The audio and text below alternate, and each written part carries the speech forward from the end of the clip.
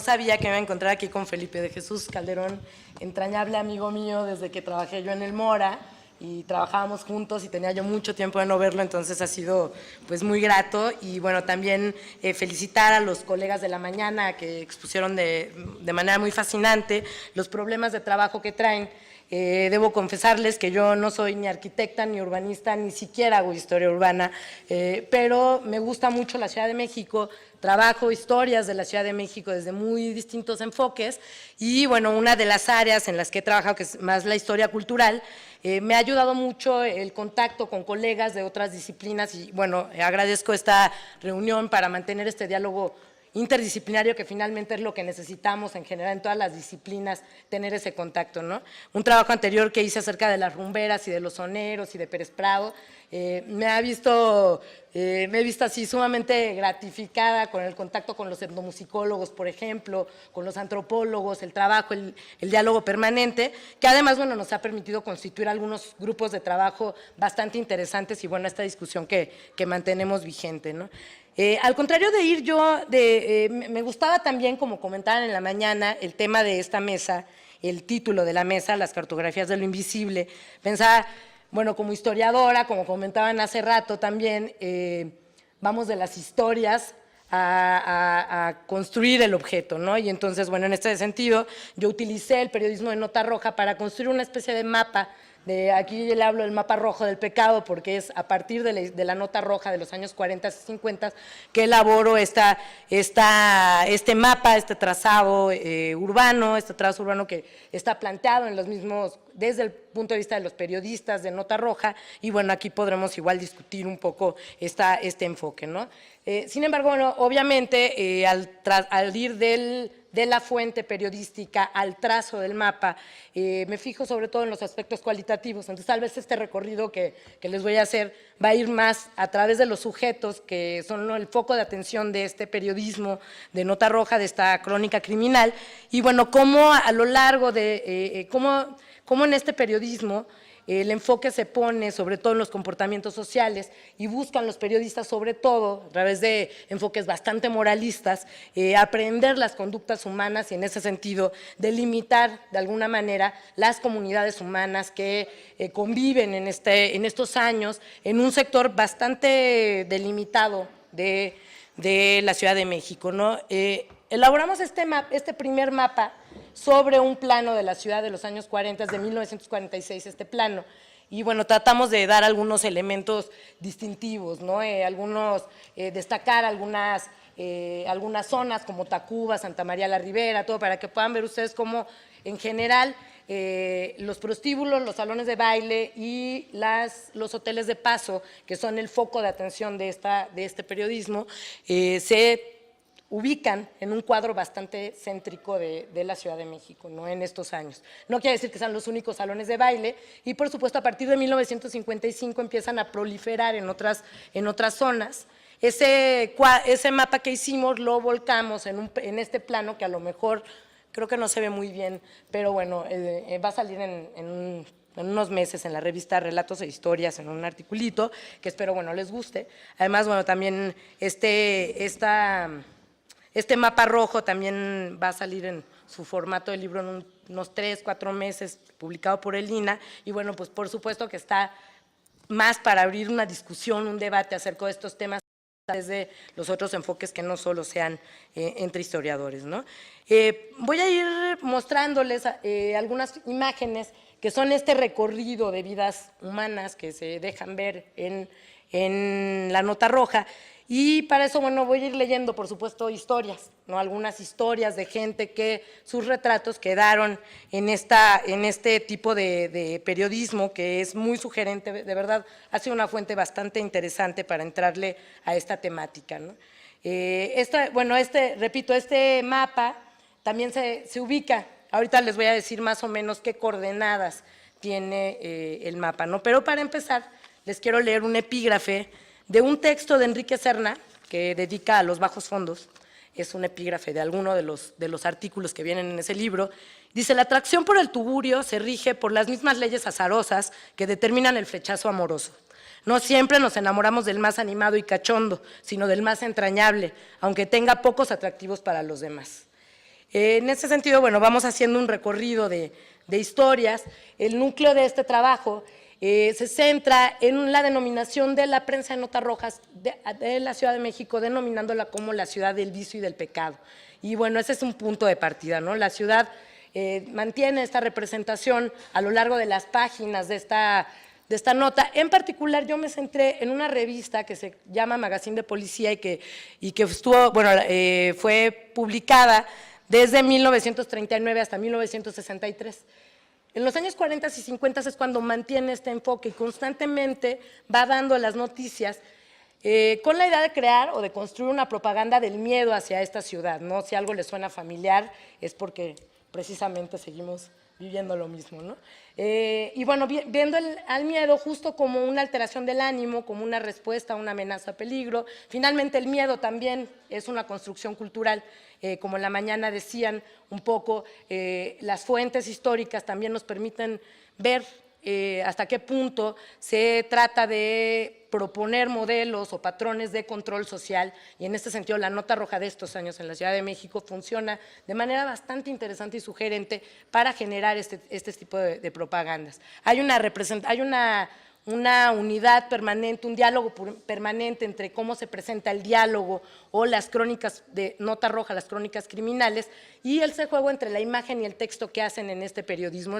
De pronto parecía un juego bastante pueril, y ya que uno va adentrándose, se da cuenta de que bueno, hay una cantidad de estrategias de control y de propaganda que van enfocadas justo a delimitar a la ciudad en ciertas regiones y ciertos territorios, ¿no? En la mañana también lo mencionaba la doctora Connolly, decía que finalmente los mapas son también un ejercicio de poder, ¿no? Y en este sentido creo que la prensa de nota roja responde perfectamente a esa premisa y bueno, finalmente lo vamos viendo, ¿no? Igual lo platicamos también un poco.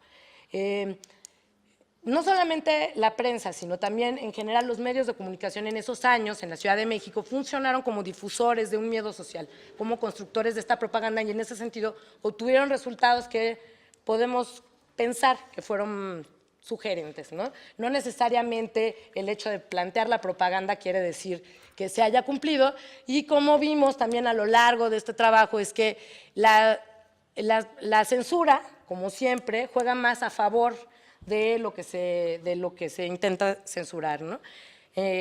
Los salones de baile fueron permanentemente objeto de críticas, de señalamientos, de censura a través de esta prensa, que bueno, dejan ver así un universo mucho más vasto, y en ese sentido, bueno, yo más bien me he enfocado al estudio de la nota roja, viéndola con este enfoque. Hay dos contextos que fueron fundamentales. Por un lado, entender lo que fue el desarrollo del espectáculo denominado como cicalíptico, que es la cicalipsis o el espectáculo cicalíptico. El sinónimo es de pecaminoso, ¿no? Libidinoso, etcétera. ¿Y cómo fue el desarrollo de este espectáculo desde los años 20 hasta los años 60 más o menos? También otra cosa que observamos fue cómo se empalman los territorios de vida nocturna desde los años 20 hasta los años 50, hasta el año 1955, que es cuando empiezan a cerrar los antiguos antros o los antiguos salones de baile. Y en esto también es interesante la continuidad de toda una fase, desde la posrevolución hasta casi los años 60, de un perímetro que se dedica a estas actividades, ¿no?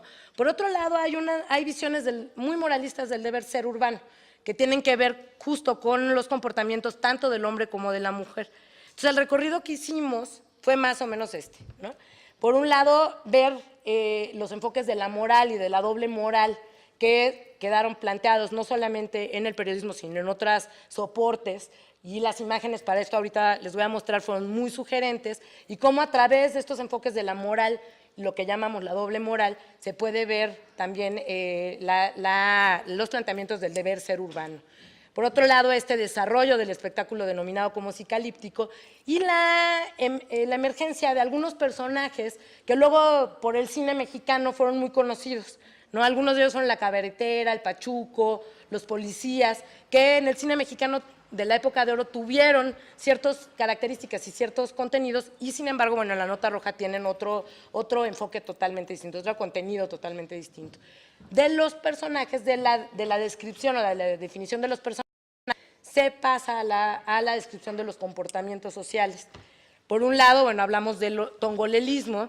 No sé si ustedes han oído hablar de Yolanda Montes Tongolele. Bueno, Tongolele en esos años resultó plantear toda una revolución en el espectáculo mexicano.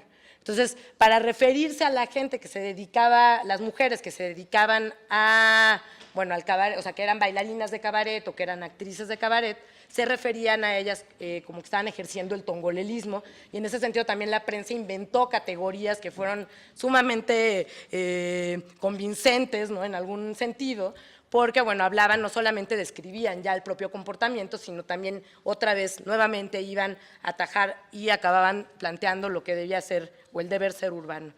También hablaban en estos artículos, se plantea también los usos del cuerpo variados que tenían que ver justo con estos comportamientos, ¿no? Por un lado, de la sexualidad y el erotismo, cuando hablaban de las mujeres que trabajaban al interior de los cabarets, y por otro lado también de hablar de esta sexualidad y del erotismo en términos de una transgresión social. Si uno ve con más detenimiento las noticias que hablaban de Tongolele, por ejemplo, o de las exóticas en general, que fueron un grupo de mujeres, sobre todo extranjeras, que llegaron a bailar a los cabarets, se hablaba en diversos tonos, dependiendo de la fuente que uno revise. Por lo general, el magazine de Policía era muy rudo, ¿no?, para plantear o para describir estas manifestaciones escénicas. Y había otros medios como, por ejemplo, Revista de Revistas, que también fue una revista muy famosa en los años 40 y 50, y bueno, todavía mucho más adelante. En esta revista se hablaba de estos espectáculos en un tono mucho más suave, como tratando de aceptar que, bueno, estaba habiendo una transición en ese sentido. Y bueno, finalmente volvemos a la ciudad del vicio. O sea, este es nuestro recorrido, este es el recorrido de imágenes, el recorrido escénico, y muchos de los caricaturistas importantes de la época, como Gabriel Vargas, con la familia Burrón, como Abel Quesada, que es el cartón que tenemos aquí, hablaban justo de estas tensiones entre grupos cuando se trataba de dilucidar cómo era que se estaba gestando, las tensiones sociales que se estaban gestando en esta ciudad que estaba creciendo y a la que se le había colocado la etiqueta de una ciudad que se estaba modernizando.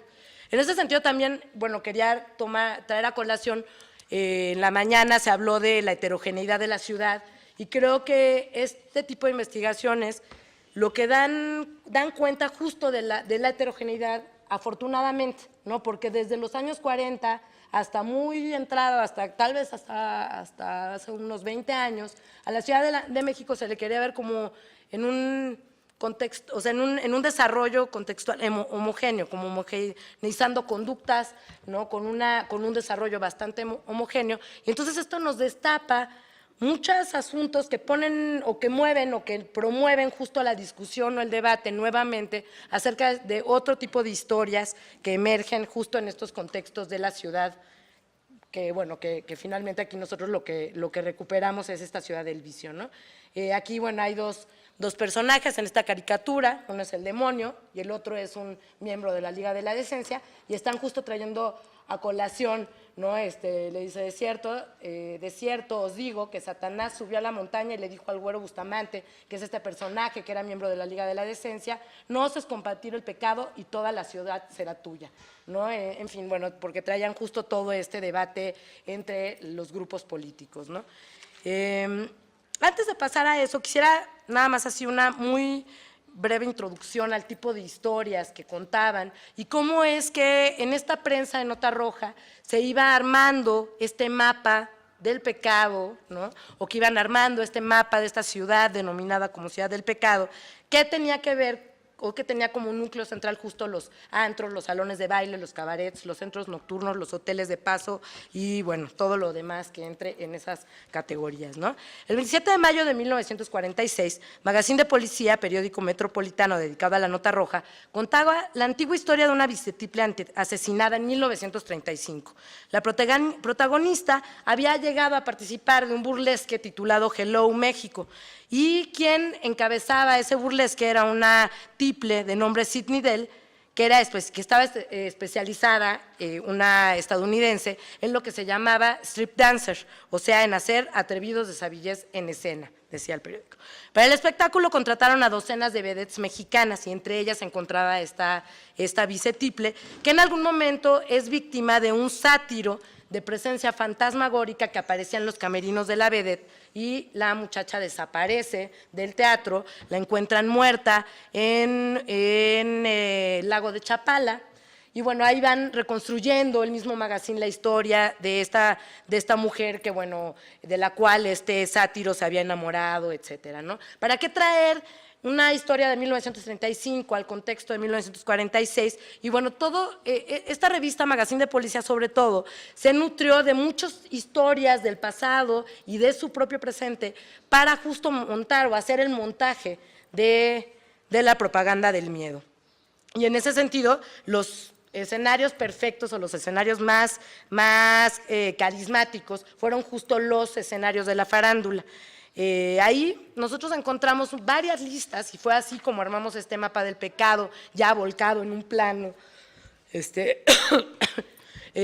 con estas listas, porque traen las direcciones exactas, ¿no? Entonces, con la ayuda de un diseñador, de un cartógrafo, etcétera, empezamos a ubicar exactamente los lugares señalados y bueno, todos coincidían con una misma, dentro del mismo territorio señalado, como les mencioné, desde los años 20.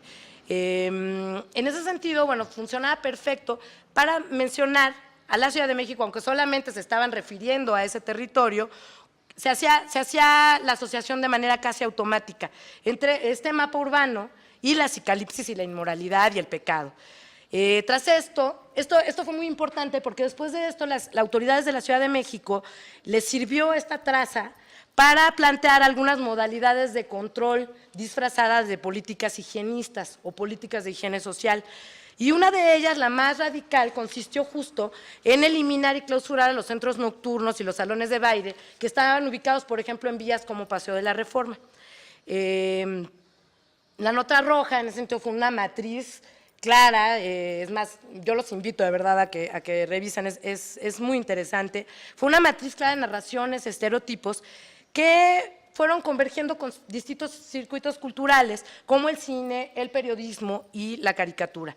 Como un discurso se nutrió y nutrió a su vez, se retroalimentó a otros discursos, sobre todo, bueno, de los medios de comunicación. Y en ese sentido le funcionó perfecto a las políticas sociales o políticas de higiene social que planteaban las autoridades de la Ciudad de México.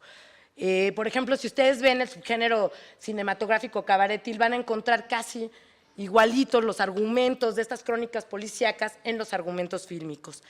La prensa delineó este cuadro,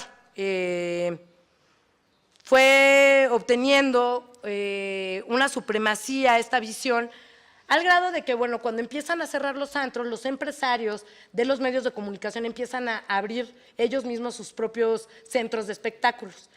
Privilegiados, ¿no? Porque ocupaban zonas que no tenían este antecedente de los sitios de rompe y rasga o de los sitios considerados de tercera categoría, de cuarta categoría y de quinta. Por ejemplo, Emilio Azcárraga Vidaurreta fue uno de los principales socios accionistas del Patio, que abrió en la calle de Atenas, número 109, y después de La Fuente, inaugurado en 1950. Este embellecimiento de los antros cumplía la misma función y a su vez permitía que también estas propuestas glamorosas disfrazaran, por supuesto, algunas relaciones corruptelas, etcétera, de las autoridades capitalinas. Repito, si algo nos suena parecido, es nada más mera coincidencia, ¿no? Todo esto colindó justo con los planteamientos de modernización urbana. Involucra el trabajo de varios regentes de la ciudad, desde Javier Rojo Gómez, que fue regente de la ciudad desde al 46, Fernando Casas Alemán, primo de Miguel Alemán Valdés, regente de 46 al 52, y por supuesto el famosísimo, bueno, para los que trabajan en esa época, Ernesto Peralta Uruchurtu, quien gobierna la ciudad de 1952 a 1966. El Tívoli fue el último antro de esta vieja generación de antros que dio su última función en 1963. Y la eficacia de estas políticas higienistas fue que para mediados, principios de los años 60, todos estos salones de baile solamente quedaban en el recuerdo, aunque muchos de ellos se habían escondido en otras zonas. A medida que iba aplicándose esta política de higiene, por ejemplo, yo les platiqué hace 2 minutos de la ampliación de Paseo de la Reforma, que se pensó con un proyecto que se denominó el Proyectazo, se pensó como la gran avenida moderna de la Ciudad de México. Con este planteamiento, los antros se fueron yendo a las calles paralelas a Paseo de la Reforma, y en ese sentido construyeron una subregión marginal bajo digamos, la concepción de lo marginal que mantenían estos políticos o estos planteamientos de los políticos. En fin, estos centros que se consideraban por este tipo de fuentes como centros de vicio y corrupción, finalmente fueron eliminados a base de golpear sus propios sectores de ejercicio de sus funciones, ¿no? Había otras noticias, por ejemplo, que sustentan este proceso de transformación de este cuadro de la ciudad, nada más del cuadro del centro. Una noticia la daba la periodista Rosa Vega en 1947, en el que hablaba de 3 episodios distintos en 3 tipos de espectáculos psicalípticos presentados en la Ciudad de México. El fotoreportaje, además, los fotoreportajes de este tipo de periodismo estaban acompañados o nutridos con este diálogo permanente de las imágenes, ¿no? Yo les hablaba también, de manera muy breve, cómo se planteaban estos problemas entre los usos del cuerpo y las cartografías de lo moral en la ciudad. Este tipo de representaciones, como la que estamos viendo aquí de la revista Bea, que también fue una revista bastante conocida en aquellos años, planteaba 2 tipos de funciones distintas, por ejemplo, de los usos del cuerpo. Por un lado, mostraba al desnudo como un desnudo, si es a través del arte, de la intervención del artista, como un desnudo que puede verse, y por el otro, como el desnudo ya tal cual, como un ejercicio, como una práctica o como la expresión misma de lo pecaminoso, si es a través del morbo, ¿no? Aquí ven en la esquina los fotógrafos, ¿no? Como en una actitud así morbosa, viendo al Bombón que está acostado, que fue una vedette bastante famosa, Sue Muy Kei, y que, finalmente es a través de este tipo de caricaturas que vamos viendo cómo se hace esta traducción de los planteamientos morales o de la inmoralidad en la ciudad. En el magazine de Policía, estas expresiones adquirieron otro sentido a través de distintos soportes, y eso hace que esta revista sea una revista muy sugerente en términos del tipo de fuentes que plantea para hacer estos trabajos. Se habla de lugares de la ciudad, pero no se da sus nombres. Se habla de territorios, pero no se plantean las calles. En ese sentido, se hace una fantasía, una ficción de hechos que están sucediendo y bajo estos mismos preceptos que les digo, manteniendo esta línea de denominar a la ciudad como una ciudad del pecado, ¿no? Utilizaban este tipo de soportes como el que están viendo, las historietas criminales, y en ellas se hablaba de cómo la gente que viene de la ciudad, del campo a la ciudad, termina convirtiéndose en una persona corrupta, ¿no? Al entrar en contacto con ciertos personajes de la vida nocturna urbana que están asociados finalmente a este tipo de enfoque, ¿no? El hijo que deja a los padres, se va a los antros, se vuelve vicioso y finalmente termina golpeando al padre. Y en ese sentido tampoco tiene como mucha posibilidad de redención, ¿no? En Magazine de Policía, a partir de 1945, que se empezaron a utilizar este tipo de soportes visuales, se explotaron durante una década completa. Entonces, a lo largo de una década, ustedes encuentran estas representaciones que al extraer la sustancia de la historia y convertirla en una nota roja ficción, que es como la denominan Armando Bartra y Juan Manuel Erecochea, lo que hacen es justo transgredir un poco el espacio urbano, convertirlo en un ente de ficción, donde finalmente lo que importa son justo estos comportamientos sociales que estamos viendo y que son los que se tienen o los que se quisiera controlar o los que se quisiera encuadrar, homogeneizar, etcétera, ¿no? Aquí además había ejercicios también artísticos de algunos de de los ilustradores, en que jugaban con los distintos planos de la imagen, ¿no? Por ejemplo, podemos ver en algunos de los cuadros cómo lo que emerge en el primero es la pareja que se está besando, en el segundo la pierna de la chica que está mostrando la pierna, la pistola, etcétera. Todos esos rasgos del dibujo que empiezan a explotar a fondo en este tipo de periodismo, lo que nos dejan ver justo es un manejo pues muy inteligente desde mi punto de vista para una sociedad que es en su mayor parte analfabeta, ¿no? Y que lo que ve justo es el mensaje visual de manera mucho más concreta, agresiva, directa, etcétera, ¿no? Ay, sí. Bueno, en fin, como esas imágenes tengo muchísimas, o sea, ahí no quiero tampoco aburrirlos, ¿no? Sin embargo, sí quiero comentar que justo estos contextos visuales en los que se están moviendo los medios de comunicación mexicanos, que están explotando al máximo justo este tipo esto es un fenómeno, o sea, el fenómeno de la nota roja en México empieza a explotar al máximo todos estos recursos a partir de los años 40, un poco copiando los mecanismos o las estrategias de demostrar cómo son las sociedades modernas, como lo hicieron en Estados Unidos, y sin embargo, bueno, se inventa sus propias estrategias, ¿no? Aquí vemos, por ejemplo, a las vedettes asociadas al bajo fondo, o sea, a los barrios marginales, ¿no? A los barrios con inundaciones. Hay una foto, y es que con la luz no se puede ver muy bien, pero hay una foto en la que está al lado de la vedette, que es una calle inundada, justo del centro, que nosotros podríamos salir y ver como cualquier lugar de aquí que se parece, al interior de los cabarets, justo esta asociación, al interior y al exterior,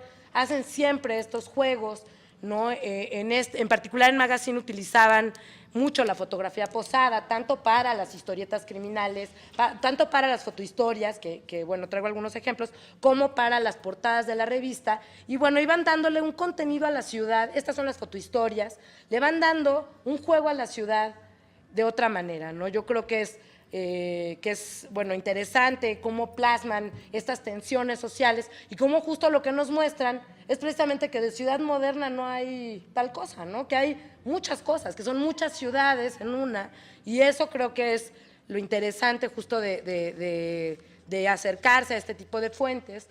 En esta historieta criminal que están viendo, es la única historieta donde se menciona a qué delegación pertenece ese antro, que es a la delegación de Azcapotzalco, precisamente para los que trabajan. Es el único, porque están mencionando el acto heroico de un policía que llega como jefe de policía a Azcapotzalco, y es la única mención que delimita, ¿no? Entonces, bueno, ahí hay una discusión que está vigente y creo que es el juego que dan justo de las ciudades en los exteriores de la revista. Casi siempre muestran las fotografías posadas, pero a veces hacen esto otro, ¿no? Muestran justo la fotografía real y en los interiores una construcción ideológica que nos lleva precisamente a través de todos estos episodios visuales a justo al dibujo, a la representación de una ciudad que a la que se van a enfrentar es justo a esta ciudad del vicio, ¿no? En esta otra fotohistoria vemos a un personaje que no tiene dinero, pueden ver, se está revisando los bolsillos para ver a las vedettes que está viendo anunciadas en el primer cuadro, y encuentra un agujero en la pared donde puede verlas, donde está el camerino de las vedettes, y se asoma para verlas ahí. La vecina que está dormida, bueno, que se acaba de despertar, lo denuncia, llega la policía a detenerlo, tal. Ya ni siquiera es la expresión explícita de la ciudad, o sea, ya ni siquiera necesitan mostrar a la ciudad para hablar de la ciudad, ¿no? Y creo que en ese sentido, bueno, es interesante cómo finalmente logran armar o plantear un mapa a partir de muchos elementos que se conectan desde distintas, sobre todo desde las fuentes visuales que plantean los medios de comunicación masiva de estos años. Y bueno, yo aquí terminaría, pero sí quiero decirles que esto se repite y se repite durante casi 15 años, nada más en esta revista, y lo encontramos precisamente en el periodismo, en otras revistas y en el cine mexicano de la época de oro. Muchas gracias.